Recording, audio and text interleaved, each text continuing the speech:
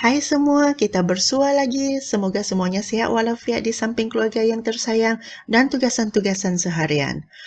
PKP telah pun dilanjutkan dan dalam tempoh itu saya yakin dan percaya rakan-rakan guru telah pun memikirkan pelbagai inisiatif untuk merancangkan lagi proses pengajaran dan pembelajaran di rumah. Dengan itu, dalam perkongsian kali ini saya akan memperkenalkan satu strategi baru yang boleh digunakan oleh rakan guru sebagai salah satu pilihan untuk meningkatkan keberkesanan PDPR. Strategi ini merupakan satu strategi yang terkandung di dalam pembelajaran inquiry ataupun inquiry learning yang menggunakan sikap ingin tahu murid untuk meneroka isi pembelajaran yang seterusnya. Untuk mengetahui apakah strategi baru ini, teruskan bersama saya dan jangan lupa subscribe, like and share my YouTube channel Asrifah Coach Plus untuk banyak lagi perkongsian. A big idea perkongsian saya ialah My Science Notebook. Idea ini tercetus apabila para saintis terdahulu menggunakan notebook ataupun buku nota untuk merekod secara terperinci perkembangan uji kaji mereka. Dan apakah yang mereka rekodkan di dalam notebook itu?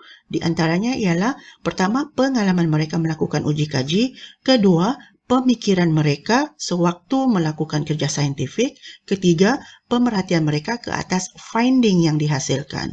Dan ketiga-tiga konsep inilah yang kita cuba terapkan ke dalam diri individu murid kita agar mereka boleh menggunakan pengalaman, pemikiran dan pemerhatian sebenar mereka dalam meneroka isi pembelajaran dan hasilnya akan direkodkan ke dalam notebook yang mereka sediakan masing-masing. Okey, kita teruskan perbincangan.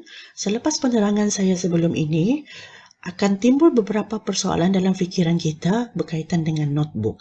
Apa ni notebook? Siapa yang perlu buat notebook? Bila ia perlu dibuat? Kenapa ia perlu dibuat? Dan bagaimana ia perlu dilaksanakan? Dan persoalan-persoalan yang banyak ini akan saya cuba jelaskan dalam perbincangan seterusnya, iaitu apakah kelebihan-kelebihan notebook kepada murid sekiranya mereka melaksanakannya semasa proses pembelajaran. Kelebihan notebook yang pertama ialah dokumentasi.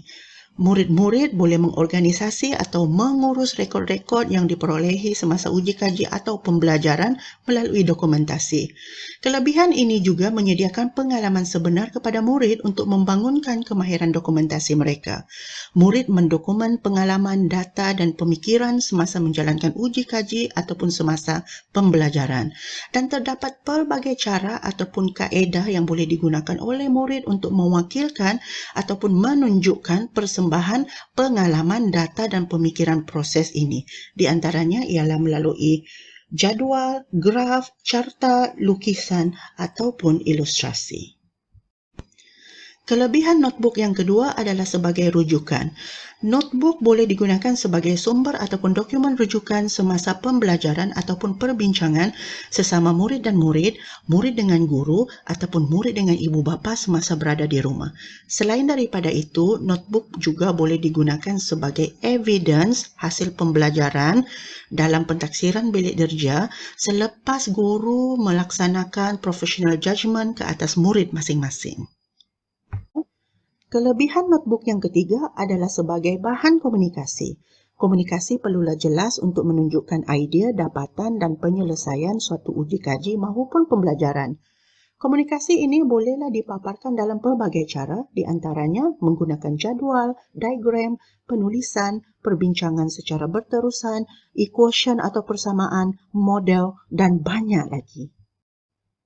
Kelebihan notebook yang keempat adalah ia bersifat minds-on. Kebanyakan penglibatan murid adalah secara kognitif. Okey, sebelum ini kebanyakan PDP yang dilaksanakan adalah bersifat hands-on di mana murid akan melakukan aktiviti yang dirancang dan dibimbing oleh guru mata pelajaran masing-masing sama ada secara individu ataupun berkumpulan. Berbeza dengan strategi notebook di mana murid-murid akan mengorganisasi dan menyusun data kemudian merekodkannya ke dalam notebook itu mengikut format-format yang tertentu.